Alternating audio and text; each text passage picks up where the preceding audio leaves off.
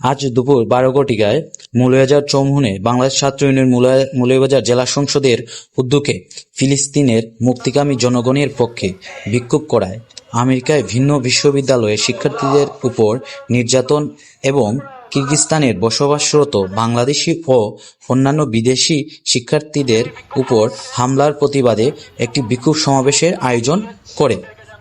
উক্ত বিক্ষোভ সমাবেশের সঞ্চালনা করেন বাংলাদেশ ছাত্র ইউনিয়ন মৌলভীবাজার জেলা সংসদের সাধারণ সম্পাদক সামেল রহমান ও সভাপতি তপন দেবনাথের সভাপতিত্বে বক্তব্য রাখেন বাংলাদেশের কমিউনিস্ট পার্টির জেলা কমিটির ভারপ্রাপ্ত সাধারণ সম্পাদক অ্যাডভোকেট মাসুক মিয়া, চা শ্রমিক 10 দফা বাস্তবায়ন পরিষদের সমন্বয়ক ও ছাত্র ইউনিয়ন কেন্দ্রীয় সংসদের সাবেক সভাপতি এস.এম. শুভ, যুব ইউনিয়ন মৌলভীবাজার জেলা কমিটির সভাপতি আবু রেজা সিদ্দিকী ইমাম।